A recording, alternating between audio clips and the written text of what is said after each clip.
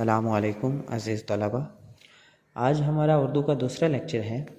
पहले लेक्चर में हमने मुसन्निफ़ सैयद सुलेमान नदवी का तारुफ़ पढ़ा था। तारुफ़ के तमाम अहम सवालात पहले लेक्चर में मुकम्मल हो गए थे। आज हम दूसरा लेक्चर शुरू करेंगे। तो दूसरा लेक्चर जो है वो हमारा पहला सबक है, नसरी सबक। इसका सबक का उन्वान है अखलाक़ हसना। अखलाक़ हसना मुराद उम्दा अखलाक, बेहतरीन अखलाक। तो उर्दू के हवाले से अगर देखा जाए तो तमाम असबाक की कोई ना कोई सिनफ होती है। सिनफ असनाफ इसकी जमा है किस्में, यानी ये किस तरह लिखा गया है, इसके लिखने के तरीक़ेकार क्या है, इसको किन लिखते हुए किन पाबंदियों का सामना करना पड़ता है, किन बातों को मद्देनज़र रखना होता है। तो अखलाक़ हसना जो है ये सीरत निगारी है। इसके सिनफ सीरत निगारी का मतलब है कि किसी भी शख्सियत के बेहतरीन औसाफ को बयान करना, उसकी खूबियाँ बयान करना। तो उर्दू में जहाँ पर भी सीरत निगारी का लफ्ज़ आता है तो हमारा ज़हन फ़ौरन नबी करीम सल्लल्लाहु अलैहि वसल्लम की ज़ात अक़दस की तरफ जाता है कि इसमें सिर्फ़ नबी करीम सल्लल्लाहु अलैहि वसल्लम की ज़ात की खूबियाँ ही बयान होंगी। तो सीरत निगारी इसकी सिनफ है। आइए हम बाकायदा आगाज़ करते हैं सबक अखलाक़ हसना का।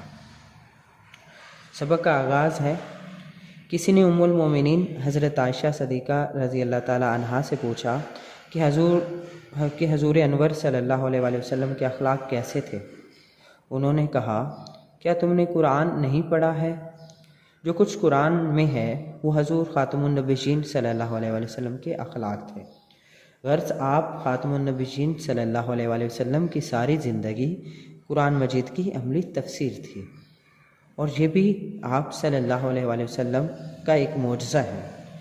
ख़ुद कुरान ने इसकी शहादत दी और कहा, तर्जमा, बेशक ए मोहम्मद रसूलुल्लाह सल्लल्लाहु अलैहि वसल्लम, आप उसने अखलाक के बहुत बड़े रुतबे पर हैं। तो ये हमारा पहला पैराग्राफ मुकम्मल हो गया है। पहले पैराग्राफ में जो बात हुई है वो ये कि किसी ने आकर नबी करीम सल्लल्लाहु अलैहि वसल्लम की जो बीवी है हज़रत अम्मु आयशा रज़ी अल्लाह ताला अन्हा, उनसे सवाल किया कि आप सल्लल्लाहु अलैहि वसल्लम के अखलाक कैसे थे। तो जवाब में हज़रत अम्मु आयशा रज़ी अल्लाह ताला अन्हा ने फ़कत यही कहा, क्या तुमने कुरान नहीं पढ़ा? यानी इसका मतलब ये था कि कुरान मजीद में जो कुछ लिखा हुआ है वो सारे नबी करीम सल्लल्लाहु अलैहि वसल्लम के अखलाक हैं। इसके बाद है कि कुरान मजीद जो है वो नबी करीम सल्लल्लाहु अलैहि वसल्लम के उसमें अखलाक बयान किए गए हैं, और आप सल्लल्लाहु अलैहि वसल्लम की जो ज़िंदगी है वो कुरान मजीद की अमली तफसीर है। अब यहाँ पे अमली तफसीर मुश्किल लफ्ज़ भी है। तफसीर कहते हैं किसी चीज़ की वजाहत करना लिख कर, यानी कोई बात बयान करना उसको वजाहत के साथ। तो अब अगर जो बात बयान की गई है उस पर अमल भी कर लिया जाए तो वो होती है अमली तफसीर, यानी जो कहा उस पर अमल भी किया। तो नबी करीम सल्लल्लाहु अलैहि वसल्लम की जो ज़िंदगी है वो कुरान मजीद की अमली तफसीर है। मतलब इसका ये हुआ, कुरान मजीद में नबी करीम सल्लल्लाहु अलैहि वसल्लम के औसाफ बयान किए गए हैं, और नबी करीम सल्लल्लाहु अलैहि वसल्लम ने उन औसाफ को जो है वो अपनी अमली ज़िंदगी में करके दिखाया।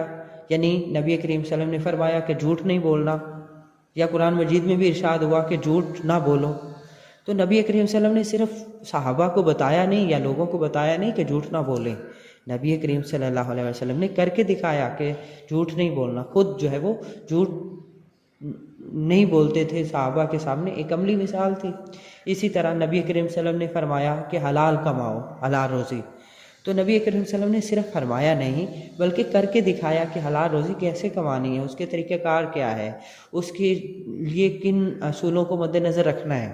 तो यानी नबी करीम सल्लल्लाहु अलैहि वसल्लम ने सिर्फ जो है असूल वज़ा नहीं किए, असूल बयान नहीं किए, बल्कि उनकी वजाहत भी की, हम अपने अमाल के ज़रिए लोगों को बताया। तो ये है अमली तफसीर। तो इसके बाद आगे जो हमने पढ़ा है कि कुरान मजीद में भी ये गवाही दी गई है। शहादत मुश्किल लफ्ज़ है, उसका मतलब है गवाही। क्या गवाही दी गई है कि नबी करीम सल्लल्लाहु अलैहि वसल्लम का अखलाक जो है वो बहुत बड़ा है, बहुत बड़ा अखलाक है नबी करीम सल्लल्लाहु अलैहि वसल्लम का। दूसरा पैराग्राफ है, हज़ूर ख़ातमुन नबीयीन सल्लल्लाहु अलैहि वसल्लम निहायत खाकसार, मिलनसार, मेहरबान और रहम दिल थे। छोटे बड़े सबसे मोहब्बत करते, निहायत सखी, फ़याज़ और दादो दहश वाले थे। इम्कान भर सबकी दरख्वास्त पूरी करते। तमाम उम्र किसी के सवाल पर नहीं नहीं कहा। खुद भूखे रहते और दूसरों को खिलाते। एक मर्तबा एक सहाबी रज़ी अल्लाह ताला अन्हो की शादी हुई।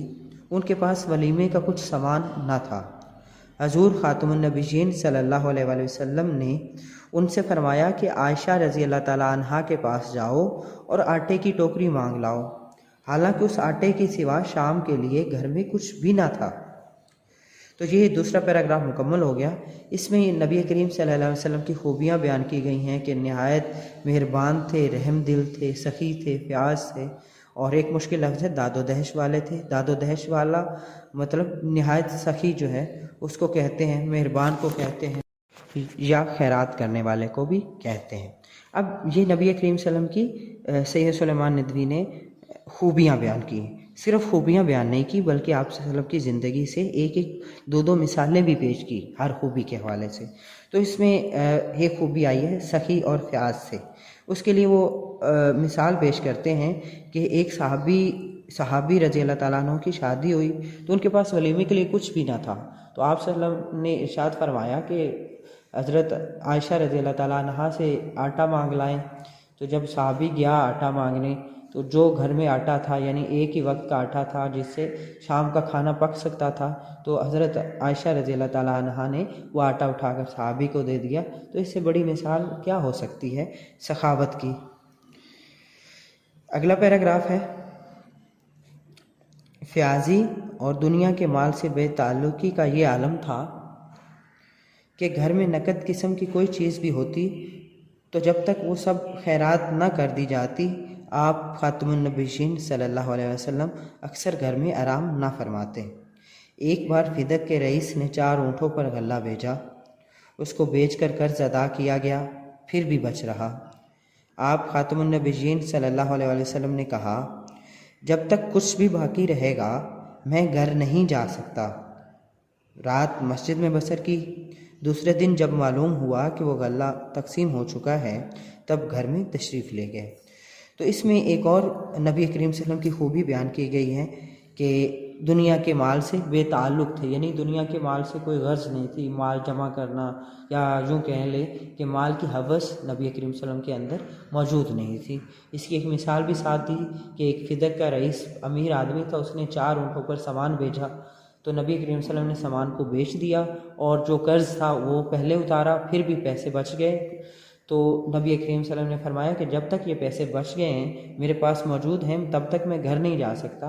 यानी जब तक ज़रूरतमंद मेरे पास नहीं आता, मैं उनकी मदद नहीं करता, ये पैसे ख़त्म नहीं होते, मैं घर नहीं जाऊंगा।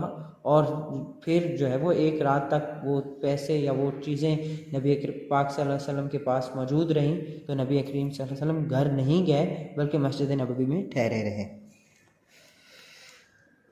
अगला पैराग्राफ है हजूर ख़ातमुन नबीयीन सल्लल्लाहु अलैहि वसल्लम बड़े मेहमान नवाज थे।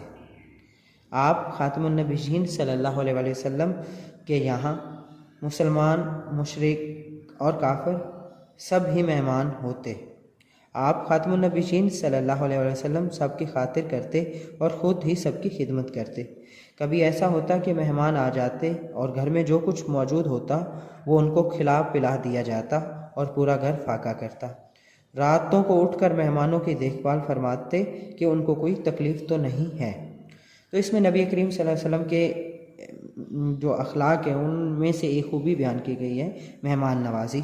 तो नबी करीम सल्लल्लाहु अलैहि वसल्लम के पास मेहमान सिर्फ मुसलमान नहीं होते थे बल्कि मुशरिक भी होते थे, काफिर भी होते थे। वही लोग जो दिन को नबी पाक सल्लल्लाहु अलैहि वसल्लम को सताते, मारते और जो है वो नाउज़ुबिल्लाह मजाक उड़ाते।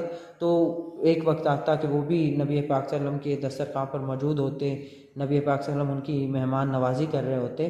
तो कभी भी ये दिल में नहीं लाए आप सल्लल्लाहु अलैहि वसल्लम कि ये मेरा जो है वो मुखालिफ है, ये दुश्मन है, ये इस्लाम कबूल नहीं करता। जो भी आ जाता मेहमान के तौर पर उनकी जो है वो मेहमान नवाजी करते। तो मेहमान नवाजी करते हुए ख़ुद भी उनकी देखभाल फरमाते। और कभी ऐसा भी हुआ कि चूँकि घर में खाने के लिए चीज़ें कम थी या खाना कम था तो वो मेहमान को पेश कर देते और ख़ुद जो है वो भूखे सोते।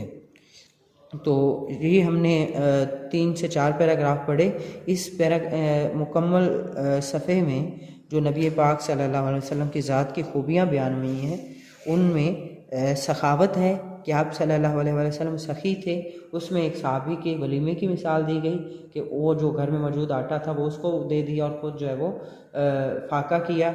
उसके बाद दूसरी जो नबी पाक सल्लल्लाहु अलैहि वसल्लम की ज़ात के अंदर खूबी मौजूद थी और इस सबक में बयान की गई हैं, वो है दुनिया और दुनिया के माल से बेताल्लुकी। यानी दुनिया के माल के हवाले से नबी करीम सल्लल्लाहु अलैहि वसल्लम के ज़हन में कोई बात नहीं आती कि इकट्ठा कर लें, बचा लें या आने वाले ज़माने के लिए रख लें, बल्कि जो है वो ज़रूरतमंदों में, मोहताजों में तकसीम कर देते। और ये भी हमने पढ़ा कि कभी भी नबी पाक सल्लल्लाहु अलैहि वसल्लम के मुँह से किसी ने लफ्ज़ नहीं सुना। यानी कोई सवाली आया तो आप सल्लल्लाहु अलैहि वसल्लम ने ऐसा नहीं कहा कि मेरे पास कुछ भी नहीं, मुमकिन हद तक उनकी मदद करते, जो कुछ भी होता, चाहे खुद भूखे रहते, उनको ज़रूर देते। और तीसरी जो खूबी पढ़ी हमने वो ये है कि मेहमान नवाज़ी नबी पाक सल्लल्लाहु अलैहि वसल्लम के मिजाज में मौजूद थी। और मेहमान नवाज़ी के लिए कोई तफरीक नहीं थी कि अपने दोस्तों की ही मेहमान नवाज़ी करनी है, बल्कि काफिर आ जाते, मुशरिक आ जाते, मुखालिफ आ जाते, दुश्मन, तो सभी की मेहमान नवाज़ी करते। तो ये हमने नबी पाक सल्लल्लाहु अलैहि वसल्लम के इखलाक की खूबियाँ पढ़ी।